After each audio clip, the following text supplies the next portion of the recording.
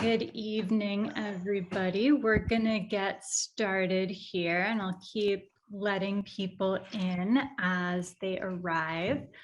Welcome to the info session for page 73's 2023 development programs. My name is Kari Olmon. I'm the associate producer at page 73, and I am delighted to have here with me Marvin González de León, the 2022 page 73 playwriting fellow. So Marvin, thank you so much for joining us. The purpose of tonight's info session is to just demystify and get really specific about the application process. We are recording tonight, so folks who couldn't join us live will have a chance to listen later. As I said before, I'm Kari. We've got Marvin with us tonight. And just a quick overview of what we're going to do here. First, I'm going to walk us through the whole application. Then we'll go through some frequently asked questions, and then you'll all have the opportunity to ask your own questions. And we're lucky to have Marvin here to speak to his own experience in applying, and now as someone who has participated in just about every single development program that page 73 has to offer. And a little context for our development programs. Every year, page 73's application for the fellowship and Interstate 73 group is how we meet the vast majority of playwrights that we work with. There's no specific tie between our development programs and our off-Broadway productions, but it must be said that the development programs application is our strongest and our most robust pipeline. The majority of our productions come from playwrights who have participated in our writers group, our fellowship, or our residencies. The application for the 2023 programs is back to usual. We invite you to apply for both the fellowship and the writers group, and both of these will be going back to a traditional one-year residency after the disruptions caused by the pandemic, when we had several two-year writers groups in repertory with each other so that no group would have to be the Zoom group. But now that we're fortunately back in person, we can return to our usual meeting formats, which is very exciting. And just to give everyone a little bit of more information about the programs, the page 73 Playwriting Fellowship is the most prestigious award we have to give out. The program was founded in 2004, and some of our favorite writers have come through the fellowship program, including the one with us here tonight, Marvin. It comes with a $10,000 cash prize for the playwright, as well as a $10,000 development budget, which the playwright will use in collaboration with artistic director Michael Walkup and myself for workshops, for research, or whatever else will best serve their writing over the course of the year. So it's a really holistic relationship between the fellow and the company, and a pretty singular opportunity for individualized support, we feel.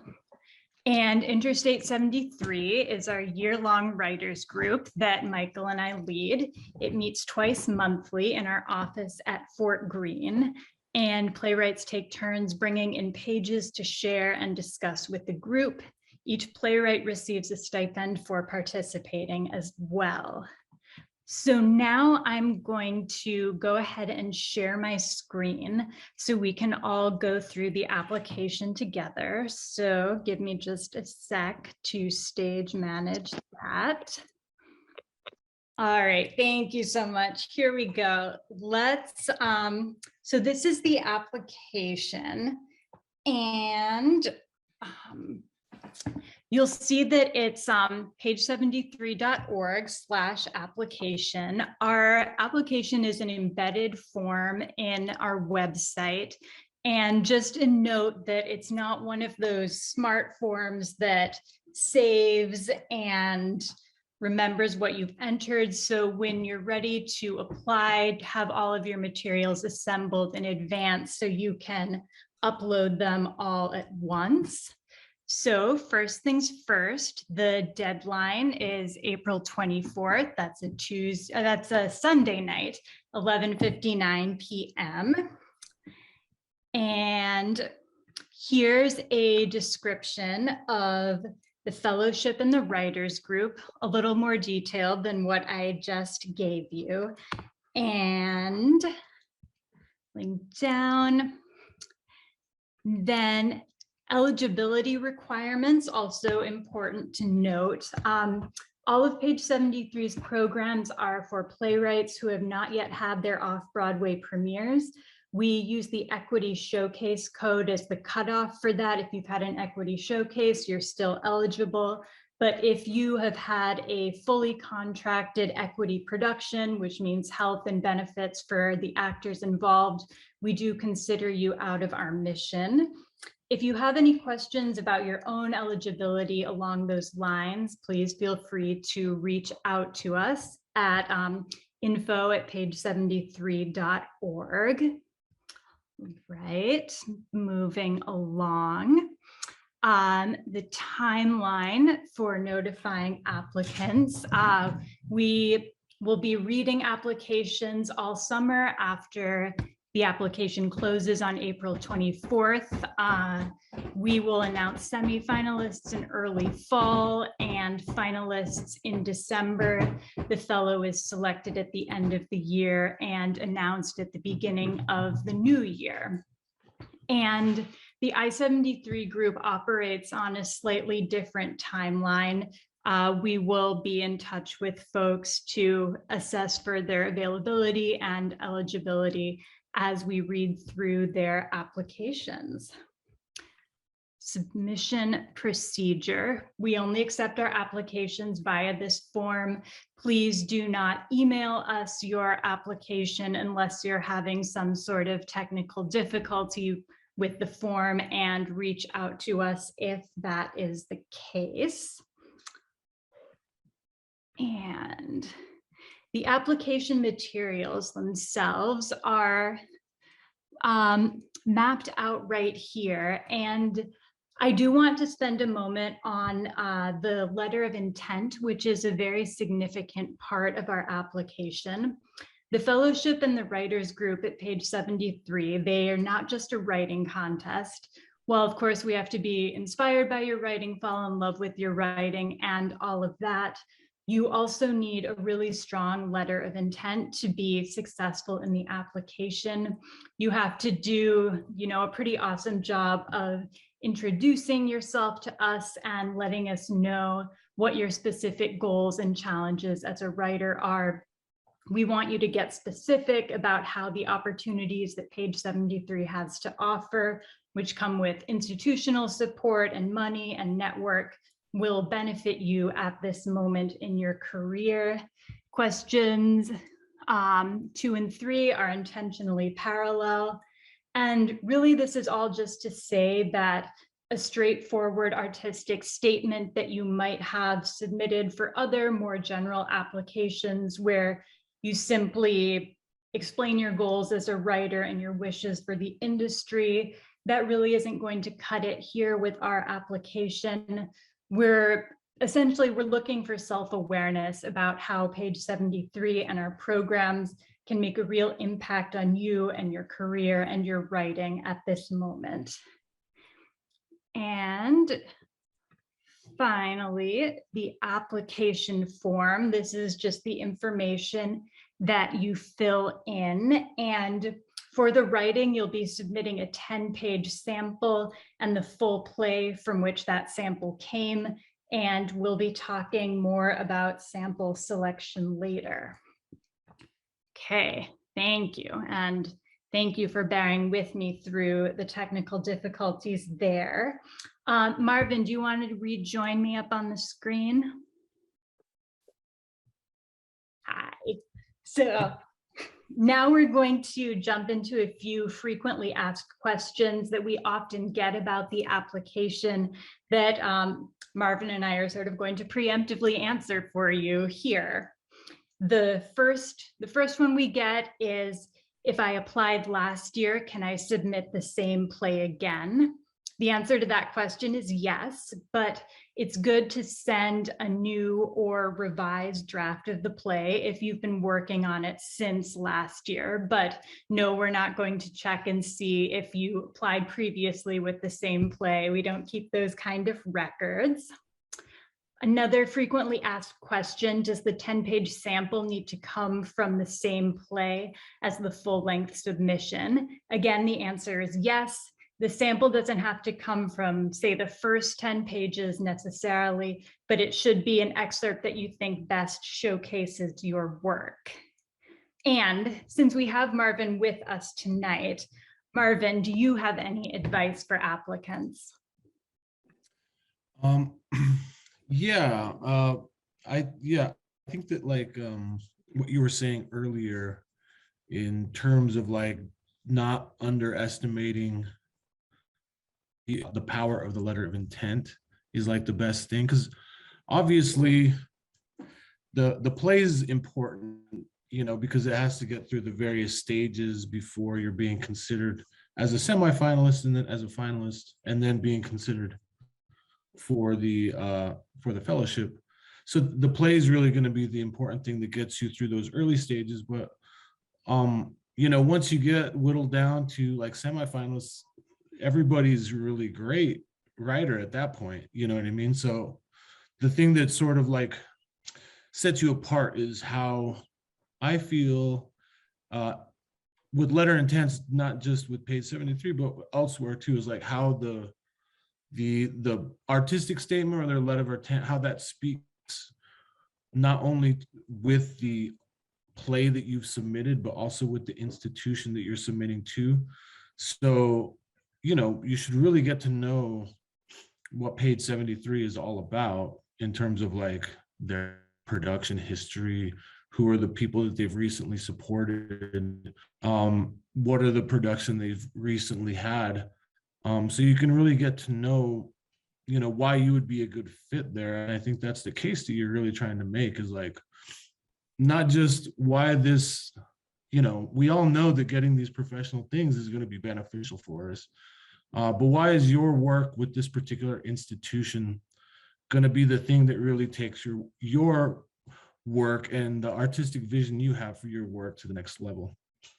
So I think being really familiar with the institution is always an important thing. I always recommend, because I know a lot of people who just like copy and paste artistic statements from one, you know, from one application to the next, and I'd really advise against that. And I know as playwrights, we end up applying to a million things all year round, but you can't really speak directly to an organization if it's just a copy and paste situation. So, I mean, you know, I always have the things that I know what my artwork is all about, the type of art that I'm trying to create. So to some level, I have like those talking points or whatever always bubbling in my head.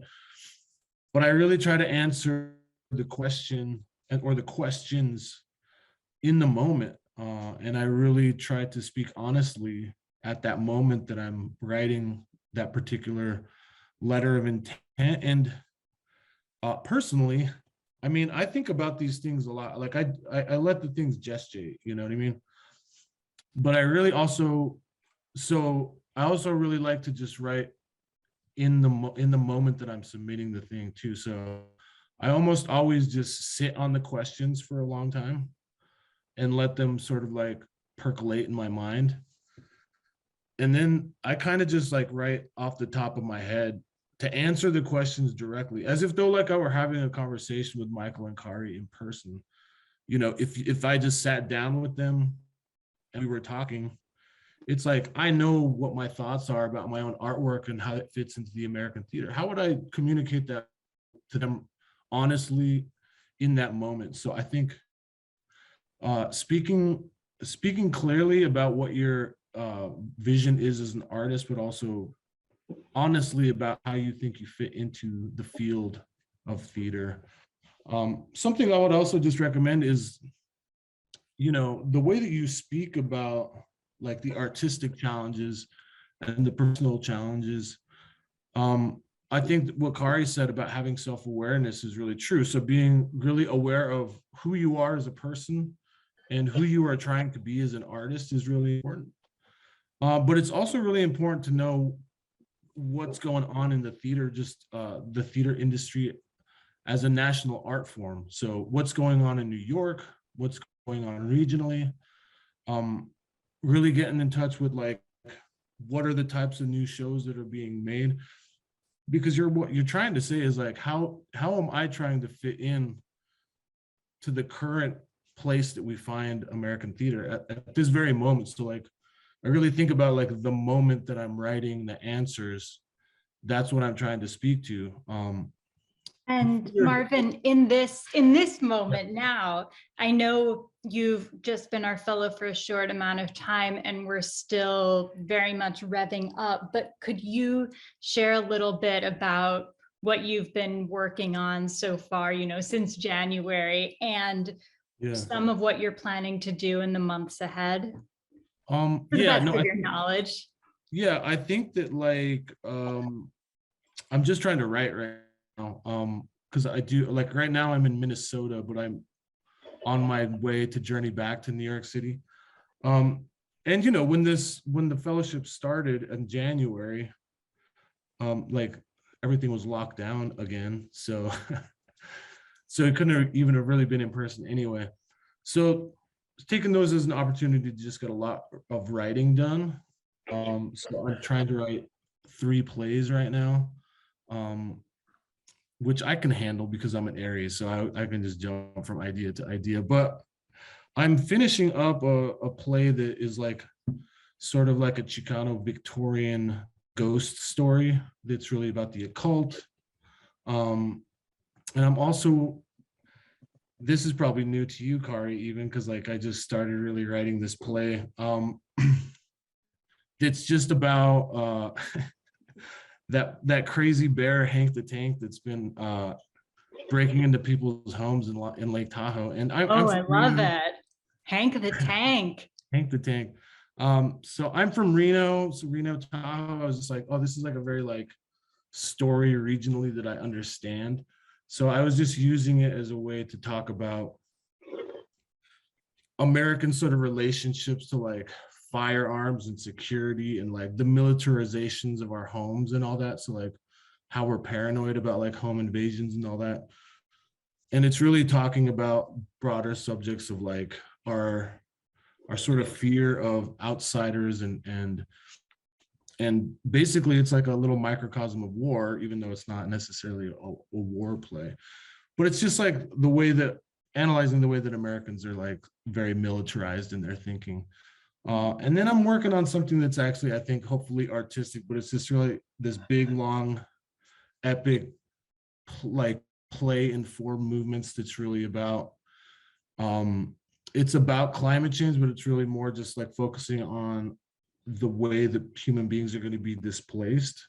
So it's really just focusing this house and through a passage of time that's going to be in the future about like how people living on the coast are going to handle their homes going underwater. So it's going to sort of like touch on the way that human beings are going to be displaced as we deal with the effects of climate change.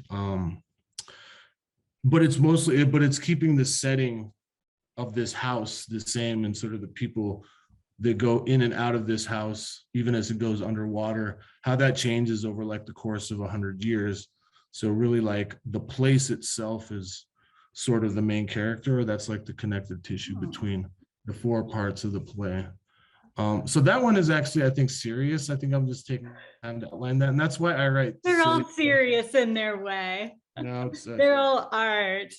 Yeah, and then I try to write silly stuff to keep my mind off of the more important stuff. And then, kind of try to toggle between writing comedies and writing things that are more artistic and dramatic.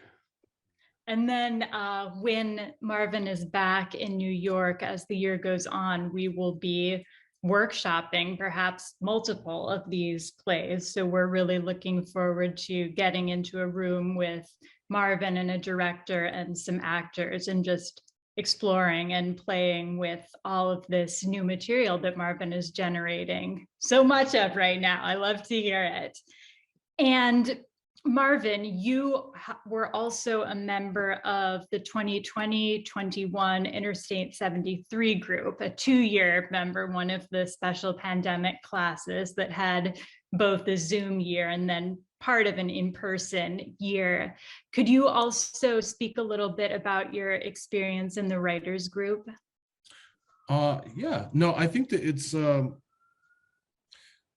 kind of interesting because the majority of the time that we were together, we were all apart and doing it over Zoom.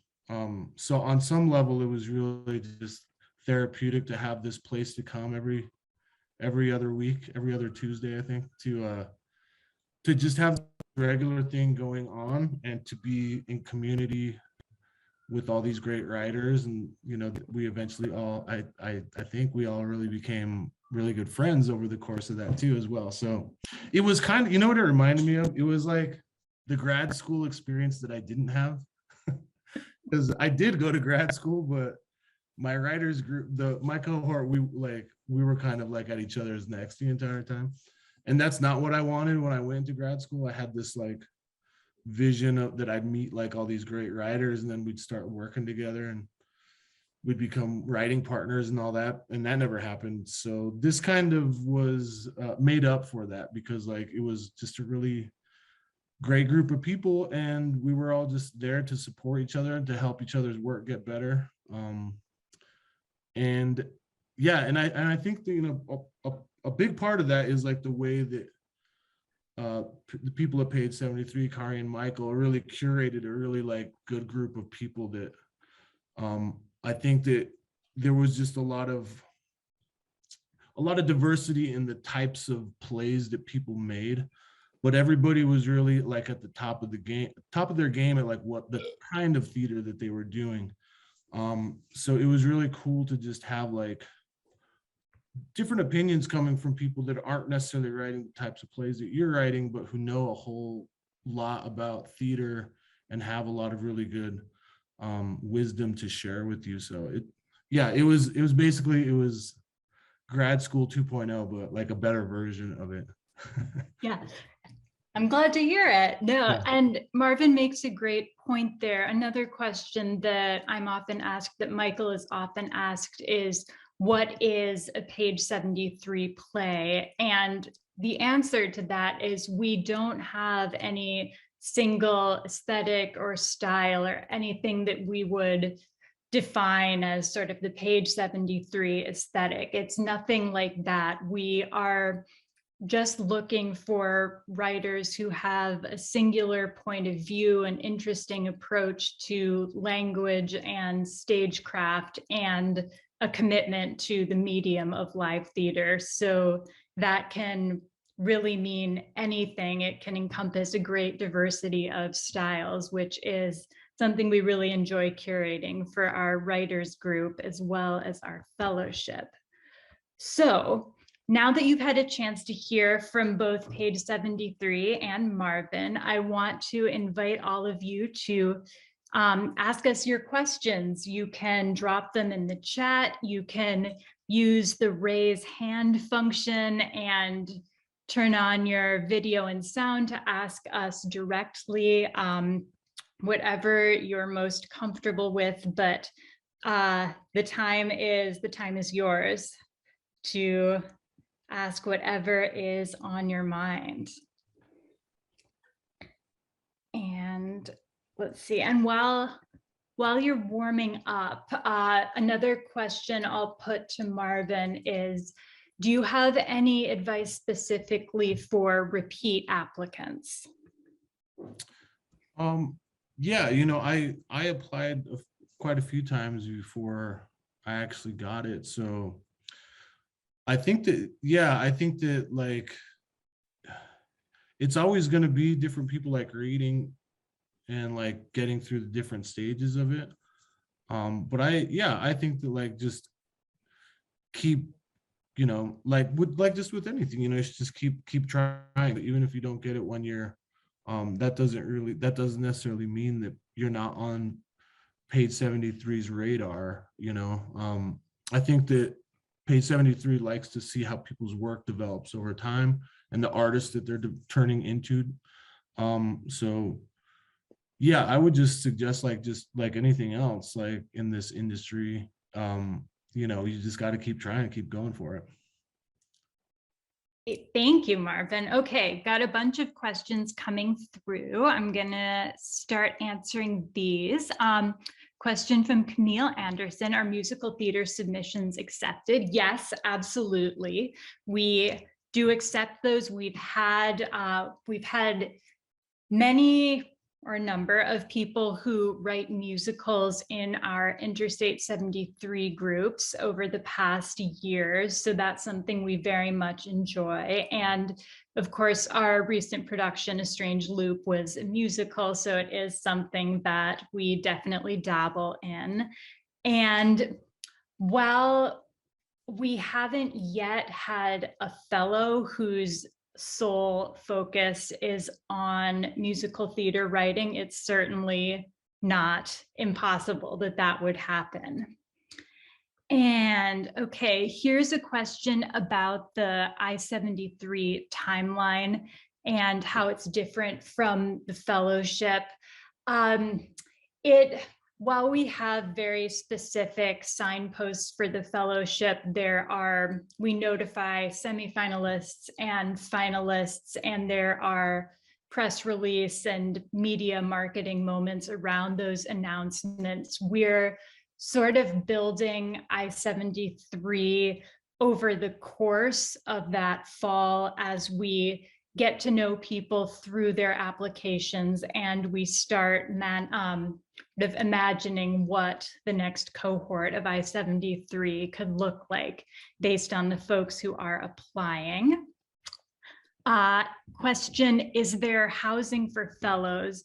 Unfortunately, there is not. You know, future distant dreams are being able to have housing for fellows who don't live in New York City, but we have not grown to that capacity yet. No, Marvin has already done some traveling back and forth for the fellowship and for Interstate 73. So that's always sort of a choice and a personal calculation that an applicant has to make if they can afford to come into the city, if their schedule accommodates that, because unfortunately we cannot provide housing.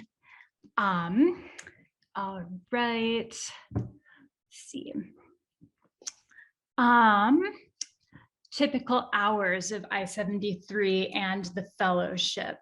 Well, I-73 specifically we meet twice a month, and when we're in person, business as usual, each meeting is 3 hours long, and we're usually talking about 2 writers' works every night. As for the fellowship, it's really different based on which person we're collaborating with at the time and what they need. We're definitely a fan of like regular lunches and check-ins with fellows. That always feels very important. That's been essential for us to stay close to our fellows, especially during the pandemic when it's made it harder to meet and gather in person. And then there are various workshop opportunities. So it's really pretty discretionary, I'd say. Does that sound accurate to you, Marvin? Yeah. No, and I think like the first conversation that we have, like once the fellowship starts as a group, is sort of like you said, it's kind of a personalized thing. So we talk about what the fellowship year looked like, what I envisioned for it. Mm-hmm. Right. So yeah, I do think it sort of it depends on what you're trying to do. So in my case, like I really wanted to focus this time when I knew we were going to be separated by geography to sort of just like focus on writing. And plus I really needed to get I need to get back into that, you know, like writing a lot, because I think that the pandemic, like a lot of writers, it sort of took that out of me. And now I've been like, you know, I've had that like creative outlet sort of plugged, and now things are just pouring out of me. So I really just needed to take a bunch of time to write. And what Kari and Michael are both really good at is like meeting with you regularly to talk about the pages that you like. You're like, here's some stuff I'm working on. And they're both fantastic dramaturgs, so that's a plus to the whole thing. So yeah, no, and I think that like, yeah, it's sort of it kind of becomes what you want it to become to a large extent. Choose your own adventure is another way we've described it in the past. And I'm seeing here a question about more details about opportunities with the fellowship. Yeah, that is again sort of what we would tailor to a playwright's specific needs as stated in the letter of intent, and eventually in the finalist interviews. There are really all sorts of things that one can do with the fellowship. You can have multiple workshops of pieces in development if what you really need is to be in a rehearsal space with a director and with actors hearing your work aloud. That's very important to a lot of playwrights. We're also able to introduce playwrights to the industry and networking and contacts and that sort of thing. We've helped a number of our fellows find agents or move to new agents. So that's another thing that we do. We can help the fellows get to know more collaborators.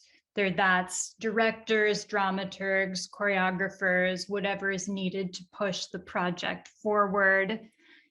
And because the fellowship comes with the cash prize and the development prize, some fellows will choose to use that money for research, for travel. I believe our 2021 fellow, Blue Beckford Burrell, is going to use some of her money to travel back to Jamaica to do some research for a play that she's working on right now. So that's a possibility as well. Do you think I'm hitting on all of it, Marvin? Are there other things that you'd want to do with the fellowship that I haven't mentioned? Yeah, no, I think that like that money, the development funds is pretty key, because like, you know, I've had different fellowships at different organizations, and some of them pay more of like just the non-discretionary, you know, sort of grant that you get from it. That's sort of just like, here's some money. But there's not nearly as much money towards the development part of it. So, well, it's nice to get like, you know, free money and just to be paid to write. It's like, yeah, but I also am a playwright and I need to get with professional actors and directors, or maybe I just want to like pay a lighting designer to read my play and then like talk to me about the lighting design, because the lighting is important part of the dramaturgy of this play. And so I need to like pick up an expert's brain. So it's like that development funds is really the important thing. And like, so I think that's the thing that's really key to me, is because like, if you know what you're trying to do, you can use that money to accomplish like any number of different things. And that's, I think, what makes this fellowship I think pretty unique. Can some of the meetings be on Zoom is a question. Yes, absolutely. Our meetings with Blue and with Marvin have been primarily on Zoom in the past couple years. So yeah, so it's easier to be in touch with playwrights who might not live in the city, at least not full-time. We're happy about that extension of accessibility and availability. That's been great, though we do really prize those in-person moments. And if a fellow is out of town, definitely encourage them to use some of the fellowship budget to, travel up, take the train, take the bus, whatever, just so we can have that in-person time. We are definitely a big fan of our Zoom lunches. We order lunch in our own respective locations, and we have lunch as if we were all sitting around a table. It's a nice substitute for when we can't all be together in the same space. Okay. Question from Laura about the sample play, if it makes more sense to send something that's ready for production, or if it's better to send something that's a second or third draft that you'd keep working on in the group or the fellowship. Yeah, that's a really great question, because a lot of writers will have that, more polished calling card script, we call it, that's maybe a few years old now, and yet maybe their most recent writing is moving in a different direction, and yet it's less polished because it hasn't been workshopped or revised to the same extent. And while that's ultimately up to you, it's exciting and helpful for us at page 73 to be able to read something that represents where your writing is at right now, to get a better sense of what you'd want to work on with page 73. If you are sending something that's newer, that's in a rougher form, you can attach a note sort of contextualizing what you're working on, what you're trying to do with it, and that can also factor into your letter of intent when you're talking about artistic goals and challenges that you hope you can collaborate with page 73 on. Marvin, how would you say you've approached the samples in the years that you've applied to our programs? Yeah, there's been times when I've sent stuff out that was like not as polished as it ultimately became, I guess is the way to say it. But I mean, I didn't send anything out that was like a total mess, and I tend not to do that. Like, that's just something you learn, I think, of sending your new stuff out to anywhere, because like sometimes you're really excited because you're like, I feel like this play has taken my work into an exciting place, but this draft, I might need to like clean it up a little bit before I send it out. So I think that, yeah, you just need to trust your judgment on that. Like, it doesn't always necessarily need to be the most polished thing, because something that's a little bit fresh might be the thing that's going to be exciting and captivating. But yeah, if it feels like it's not ready to share, then you probably shouldn't share it. And I think you know that in your heart, Yeah, I totally agree with that. And, Michael and I are good readers, and we have good readers on our team. So we're generally pretty skilled at being able to tease out what a play is doing or trying to do, even if it's in a really early state. So we are very much on your side with that. Yeah. All right. I'm looking back to see if I've missed anyone's questions here. Right. I think we got them all. I want to give sort of a last call for questions that you want to drop in the chat. Marvin, what are you most excited about for the fellowship months ahead?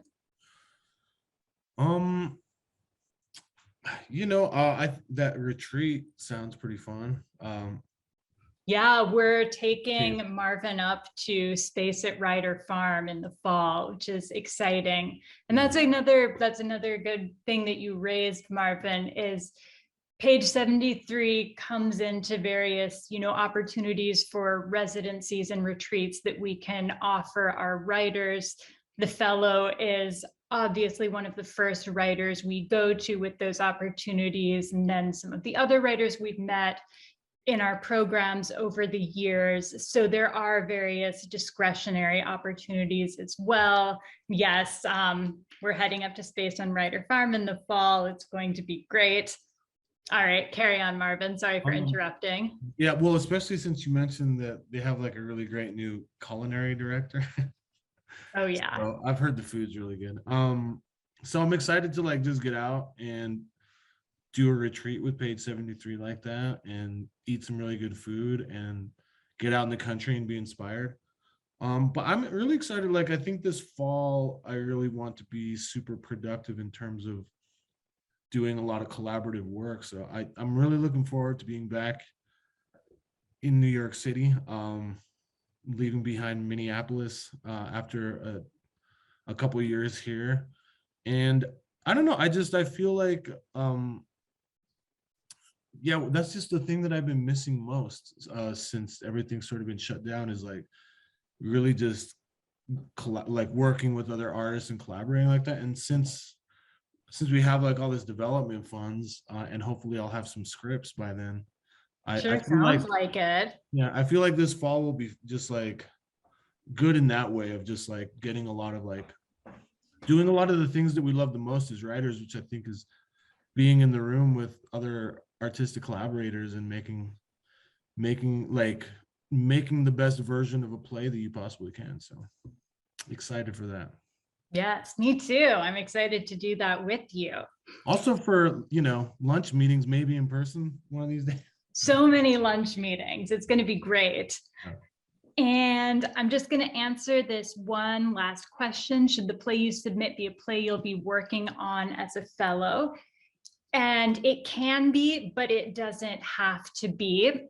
If the play is part of what you're discussing in your letter of intent, if it's something you're hoping to tackle or learn more about over the course of the fellowship, that's totally great and exciting. If the play is, what you would consider finished or not what you're interested in working with us on during the fellowship, that's fine too.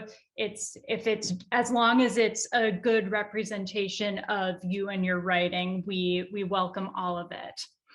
Ooh, okay, final tips for making the letter of intent stand out. Ooh. Wow. Marvin, you want to take that one? Yeah. I think that like one of the things that we've trained ourselves to do is to sort of like, and I think this is a result of like social media, is like we type something up and we're like, I don't know if I want to send that out because I don't know, that's a really raw feeling. And I don't know how the world is going to take that feeling, you know what I mean? So I think that we have like a little bit of an impulse as a society to sort of like create I'm not talking about like self-censorship or anything like that, but sort of like create the most like and it's not even like family friendly version of what we're trying to say, but like something that's appealing to the most amount of people. But I say just like write honestly from your heart as much as possible, and just be really truthful about who you are as an artist and the kind of art that you want to make. I think that's the most important thing.